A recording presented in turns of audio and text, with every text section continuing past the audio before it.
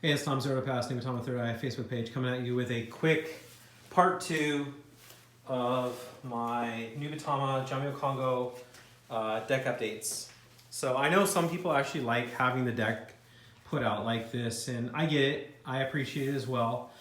Wanted to make a few clarifications too during the short profile, but just wanted to kind of show it all in one piece so you can kind of see what's going on. So over here you have a suite of vanillas. Moark requires to have 4 vanillas in play, so you really want to up your number there.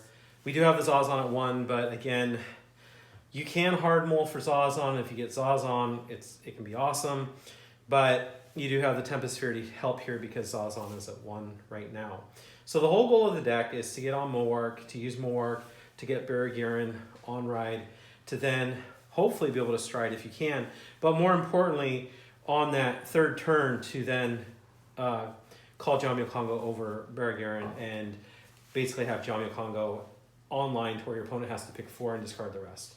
So that really is the whole point of the deck, is setting up for that and then going for pressure to finish your opponent off. So pressure pieces.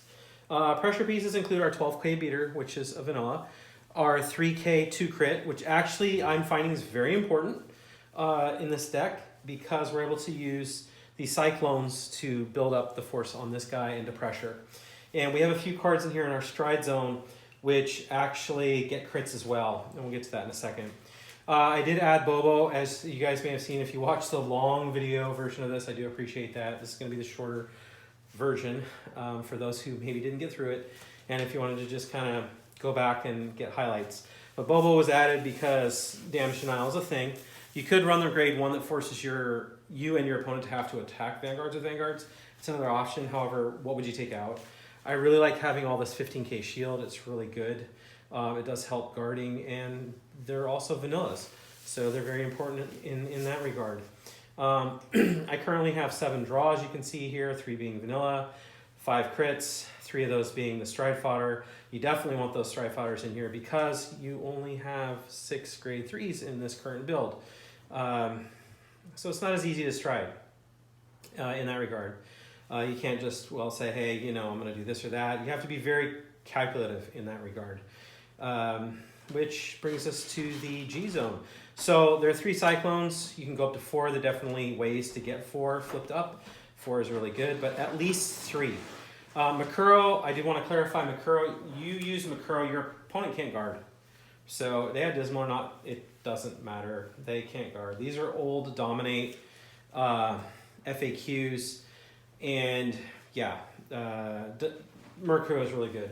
What's really hot garbage in this deck is Gilgal, and the reason he's such a good strike, but he's garbage in here because you only have 2 Barragiran, and then you only have the 4 Jamio Congo. This requires you to, as a cost of stride, discard Persona, basically stride. You have to discard whatever unit you're on. You have to discard that same unit. So the likelihood of you getting this off is really low. So just don't run it in this build. If you want it board wipe, use Makuro. Go for flips with Cyclone to get Makuro online. You just only really need to flip to 1. You're going to +1 to hand, and your opponent cannot guard. You're going to wipe the field. It's really good. For our G guards, another card that's kind of not really great in here is this.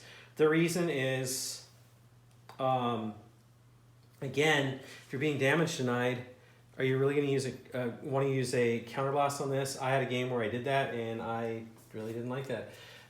This card is good, don't get me wrong. However, the G guards I have are free, basically. So Dismal, absolutely. Sashikime helps you get to Drachma faster. Abadatashi and Garokan. These 2 just depends on how many cards your opponent has in their hand. Is it before you Jamio? Is it after you Jamio? It just kind of really depends. So Abadatashi 1.0 is actually pretty good in here. For special matchups, if you're playing against another vanilla deck, Mugen Lord at a pair, it's perfect. Wouldn't run any more. Wouldn't run any less either. For finishers or cards that at least pressure, Jockey Mesa. Jockey Mesa is at 1 because this doesn't have token generators. Without token generators, you're having to throw down some triggers. The draws are fine. If you have to lose a critical, or if you even have to lose a heal to really kind of close out a game, or at least put pressure to where your next turn you should be able to close out. If you get a next turn, it's good. And Jockey Mesa should definitely be at 1. Should it be at more than that? Absolutely not. Not in this deck. I do not recommend that. The only reason I can see running more of those is if you don't have a Toggle Lord, but that's not really an excuse. You need a Toggle Lord in this deck. That's the next card I'm coming to.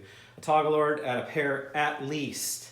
I have had times where I've wanted the other pair. Initially, I had the 4 Toggle Lord. I took out 2.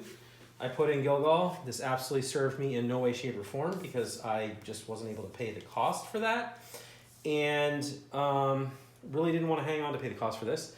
And so I put back in the other Toggle Lord. So the way the Toggle Lord works is it's perfect with Jammu Congo. Jammu Congo puts your opponent's hand to 0 or to 4 at the end of their turn. So at the beginning of your turn, they're at 4. You go into a Toggle Lord.